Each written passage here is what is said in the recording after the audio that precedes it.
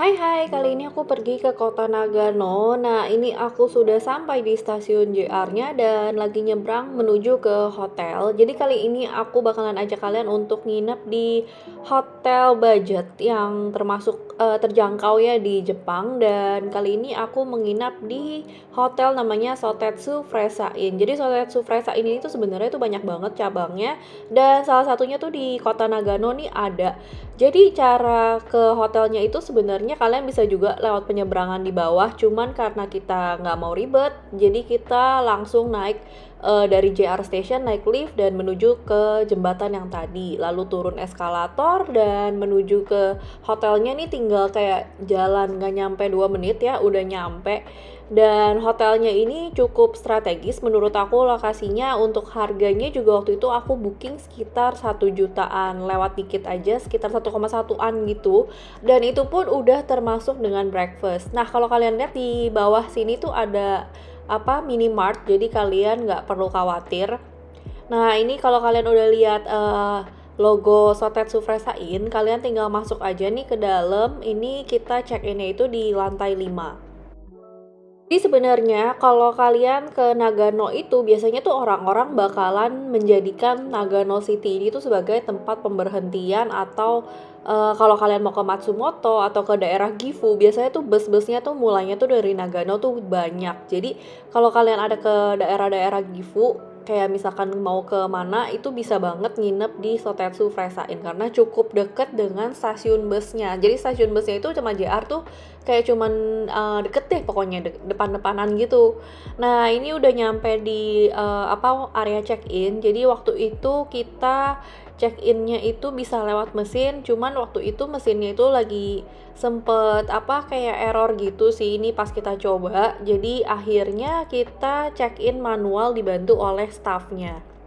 Di sini itu staffnya memang kurang fasih untuk bahasa Inggris, jadi kalian uh, perlu sabar kalau misalkan kalian perlu tanya-tanya tentang apa gitu kan. Nah, di sini tuh juga amenities-nya cukup lengkap, disediain semuanya ada, bahkan ada catokannya juga kayak hair dryer catokan gitu, tapi perlu dikembalikan lagi kalau kalian udah pinjam. Ini aku nggak tahu sih ya bagus atau enggak kalau dipakai karena aku waktu itu nggak pinjam. Jadi ini kita juga dapat amenities yang bisa kita ambil seperti sikat gigi, terus juga ada sisir, cotton bud, terus ada teh-tehan, itu bisa kita ambil di sini.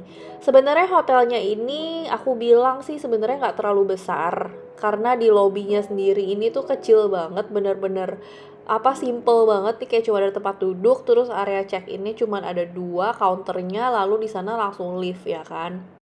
Kebetulan, di sini juga ada disediain microwave, jadi kalau kalian beli makanan dari luar, itu kalian bisa banget panasin di sini, gitu. Nah, langsung aja nih kita mau check-in dan kebetulan waktu itu kita check-in-nya tuh, udah agak siangan, jadi bisa langsung check-in. Waktu itu kebetulan room-nya udah ready dan waktu itu aku pesen yang twin room.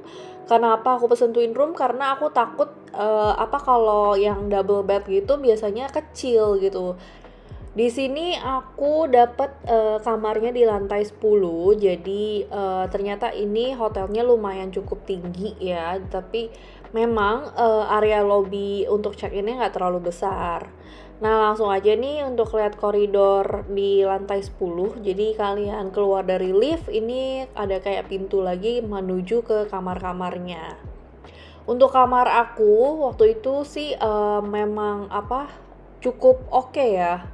Harganya juga menurut aku masuk di kantong, masih ramah banget di kantong. Kenapa? Karena rata-rata tuh hotel di Jepang meskipun kamarnya kecil, itu tuh biasanya tuh udah 1,5 jutaan ke atas, itu minimal banget. Udah dapet yang lokasinya bisa prime lah ya, bisa kita bilang. Nah ini langsung aja nih masuk ke kamarnya. Jadi kalian perlu colok kartu hotelnya untuk nyalain ini.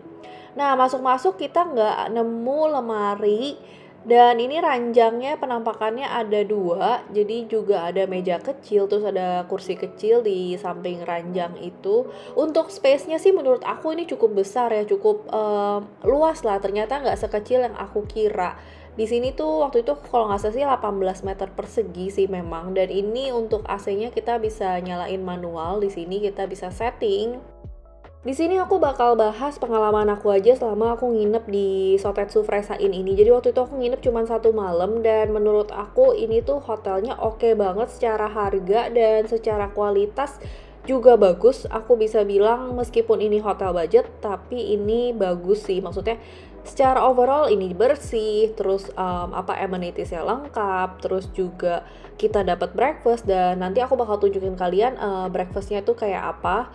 Dan ranjangnya juga di sini tuh ternyata cukup enak, meskipun ini twin bed ya, tapi cukup enak sih menurut aku. Nah, colokannya tuh di sini juga lumayan ada beberapa spot colokan, jadi kalian nggak perlu berebutan di sini.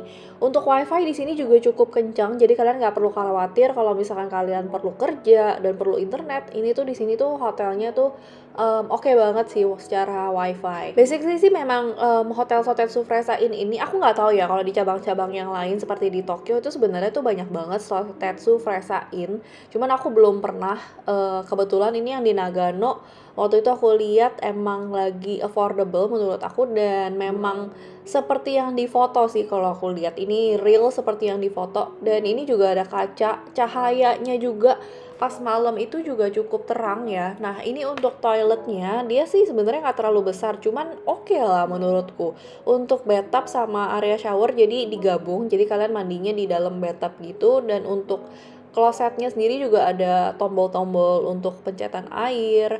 Jadi di sini sih sebenarnya menurutku cukup oke ya. Untuk hotel budget kita juga disediain piyama, handuk gitu-gitu semua kita dapat. Jadi itu hotel di Jepang, kalau kalian nginep itu udah dapat piyama. Tapi kalau misalkan kalian nggak suka sama piyamanya, kalian mendingan jaga-jaga bawa aja sih. Pokoknya selama aku nginep di sini itu tuh benar-benar nggak ada komplain, dan menurut aku ini sangat-sangat recommended. Menurut suami aku juga ini hotel budget tuh cukup recommended karena memang seoke itu. Jadi kalau teman-teman kalian mau main-main ke daerah Nagano atau mau ke daerah Gifu, atau misalkan kalian mau pokoknya ke daerah-daerah Nagano gitu, ini boleh banget di booking karena harganya pun juga affordable ya menurut aku. Terus di sini itu samping hotel kita tuh ada Don Donki atau Don Quijote. Biasanya orang Indonesia tuh demen banget shopping di Don Donki itu. Jadi kalau aku suggest ya, aku sih mendingan belanja di sini karena nggak rame Don Donkinya yang pertama. Jadi nggak sesek-sesekan sama orang-orang lain. Dan kalau misalkan kalian emang ini sebagai last stop kalian dari Nagano abis itu ke Tokyo, aku sih saranin banget buat belanja di sini.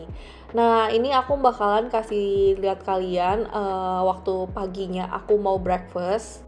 Jadi breakfastnya itu ada di lantai yang sama dengan lantai lobby. Nanti kalian bisa lihat ada area khusus breakfast gitu. Dan waktu itu aku memang bookingnya udah termasuk sama breakfast ya. Aku nggak tahu kalau harga tanpa breakfast berapa. Cuma waktu itu tuh emang udah include dengan breakfast. Jadi breakfastnya itu di lantai 5. Langsung aja nih kita kasih lihat ya. Nah, ini tempat breakfastnya namanya Buffet Lounge Sun. Terus ini kita tinggal masuk aja, nanti dia bakal tanya sih kayak kita tuh tiketnya mana. Jadi itu ada tiket untuk breakfast gitu. Nah, ini breakfastnya itu menurut aku lumayan enak, cukup enak sih malah bisa dibilang, karena Nagano itu sebelumnya terkenal sama soba ya. Jadi itu di sini bahkan breakfastnya juga disediain soba.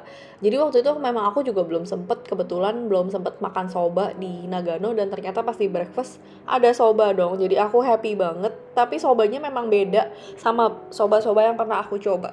Jadi itu sobanya tuh kayak ada wasabinya gitu. Nah, ini juga ada sup-supan, terus ada nasi, terus juga ada telur, ada salad, terus juga ada yogurt. Di sini tuh sistemnya kita ambil sendiri sesuka kita. Di sini juga minumannya juga cukup lengkap, bahkan ada green tea, terus ada soda-sodaan, ada kopi, ada teh, semuanya ada. Tapi nggak boleh makan dibawa ke kamar ya. Jadi kita wajib makan di ruangan buffet breakfast ini. Menurutku sih ini oke banget ya, aku bisa bilang ini nilainya 8 dari 10 untuk breakfast karena memang menurutku, rasa-rasa makanannya tuh cukup enak loh. Pokoknya aku berani jamin pokoknya ini tuh pasti cocok sama lidah orang Indonesia, apalagi juga tadi kalian lihat ada salmon.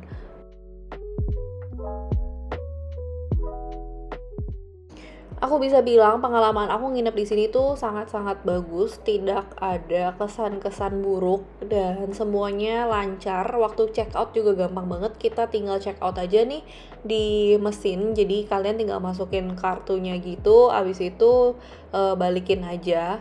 Nah, mereka juga sediain kayak printer-printer gini. Aku nggak tahu sih ini gunanya untuk apa. Mungkin kalian bisa ngeprint kalau kalian butuh.